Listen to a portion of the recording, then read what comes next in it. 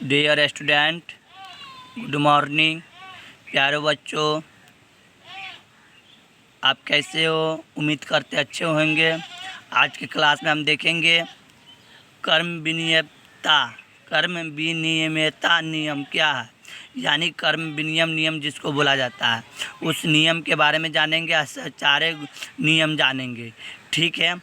तो आज का क्लास कंटिन्यू रहेगा, तो आप प्लीज़ देख रहे तो कॉपी कलम निकाल कर बैठिए और जैसे जैसे बताया जा रहा है वीडियो में वैसे वैसे लिखिए कि आप रुक रुक के देखिए, आगे पीछे करके देखिए, बार बार देखिए, मगर लेकिन अच्छा से समझ जाएगा प्लीज़। तो ठीक है डियर स्टूडेंट, हम चल रहे हैं। आपका शुभचिंतक MIK सर, आप देख रहे हैं क्लास। तो आज के क्लास में देखेंगे हम लोग कि कर्म विनियम नियम यानी क्या है, तो उसके बारे में जानेंगे। ये वीडियो थोड़ा लंबा होगा, तो आज जानेंगे हम लोग। पहले देख लेते हैं कर्म विनियमितता यानी कॉमेटिव लॉ, यानी हम देखेंगे। लिखो, पहला क्वेश्चन है, पहला क्वेश्चन नंबर है योग का, यानी योग में से जोड़, योग का कर्म विनियमे नियम का व्यापक रूप क्या होता है। पहला क्वेश्चन लिखो, योग मतलब जोड़, योग का यानी हम लोग जोड़ते हैं ना, तो योग का उसी को बोला जाता है योग। क्वेश्चन नंबर पहला, योग का कर्म विनियमितता नियम का व्यापक रूप क्या होता है। अब इसका आंसर लिखो, A + B बराबर B + A। लिख लिया, A + B बराबर B + A। अब आता है क्वेश्चन नंबर दूसरा, अंतर का क्या है, अंतर का क्या है। क्वेश्चन नंबर, अंतर का कर्म विनियम नियम क्या व्यापक रूप क्या होता है, यानी ये अंतर मतलब घटाव। तो A - B बराबर, इसका मतलब होता है बराबर नहीं। A - B बराबर नहीं B - A, यानी इसके बराबर ये नहीं या इसके बराबर ये नहीं। अब आता है गुना। क्वेश्चन नंबर 3 है, गुना का कर्म विनियम नियम क्या है। गुना का मतलब आप जानबे करते हो, गुना का कर्म विनियम नियम का व्यापक रूप क्या होता है। तो यहाँ लिखा हुआ आंसर में A × B बराबर B × A, A × B बराबर B × B। एक ज़रूरी बात कि आप मेरे चैनल को अभी तक, मेरे चैनल से अभी भी नहीं जुड़े हैं तो प्लीज़ सब्सक्राइब करके मेरे चैनल से जुड़ जाइए। जो भी नया नया वीडियो लाए आपके पास पहुंच सके, उसका नोटिफिकेशन आपके पास जा सके, ठीक है। सब्सक्राइब करने के लिए धन्यवाद। फिर अगले चलते हैं, अगला देखते हैं। क्वेश्चन नंबर 4, भाग का कर्म विनियम, यानी भाग का मतलब जानबे करते हैं, भाग का कर्म विनियम नियम का व्यापक रूप लिखे। एक हम वीडियो बनाए थे, भाग को कैसे जांच किया जाता है। आपको जांच नहीं करने आता है तो देख लीजिएगा, ठीक है। तो भाग का कर्म विनियम नियम का व्यापक रूप लिखिए।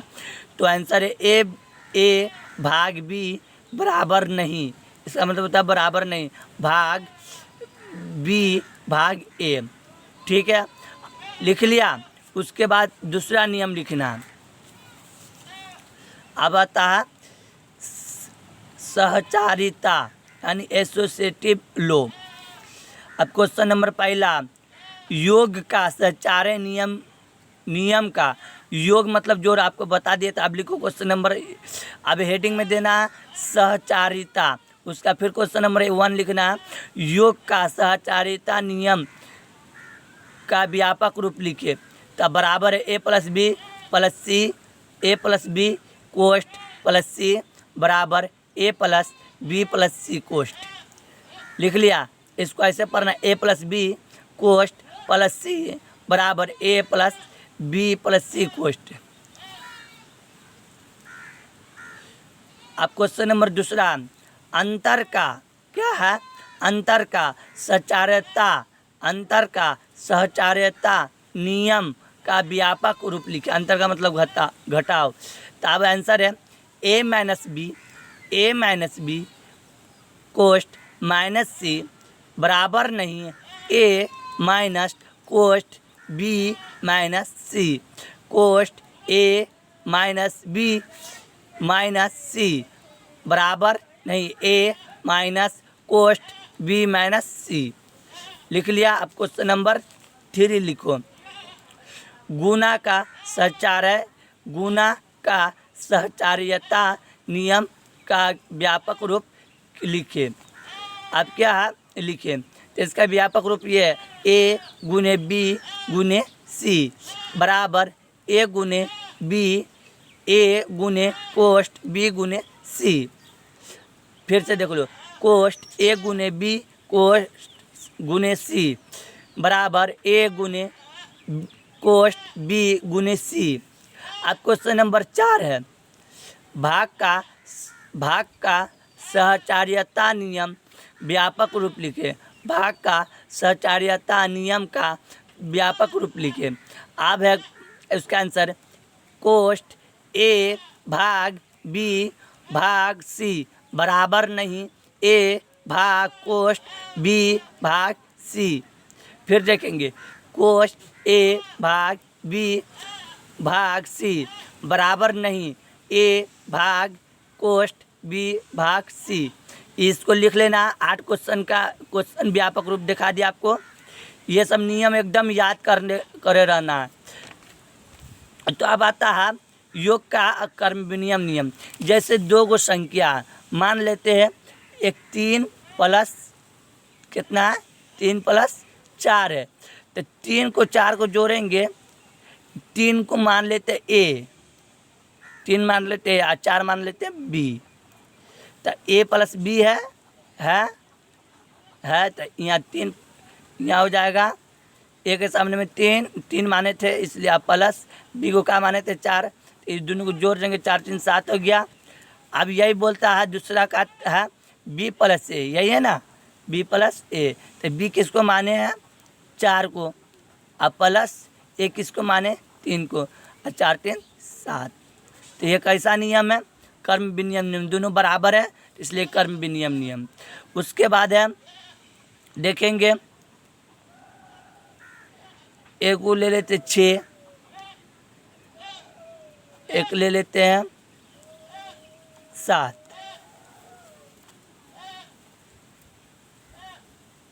9 ले लेते हैं, इसको हटा दो, यहाँ 8 हो गया, यहाँ 5 हो गया। ठीक है, हम लोग इसको ए मान, 8 में से 5 गया, बचा 3। उसके बाद -5 में से +8 को घटाना है, तो कितना बचेगा, 8 में से 5 गया, नहीं, ये हो गया बी, ये हो गया ए, तो घटाना है +8, ऐसे हो जाएगा। तब माइनस, अब प्लस माइनस माइनस 8, 8 5 13 हो गया, -13, यहाँ 3 आया, यहाँ -13 आ गया। तो ये दोनों बराबर नहीं है इसलिए उसका कर्म विनियम नियम भी बताया, ए माइनस बी बराबर नहीं बी माइनस ए, तो इसलिए ये दोनों समझ में आ गया।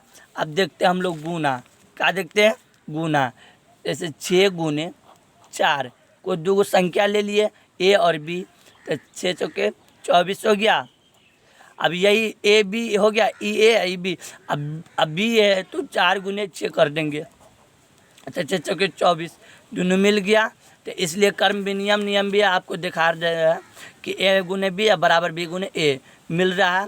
अब देखेंगे भाग का, अब क्या देखेंगे भाग का, जैसे 6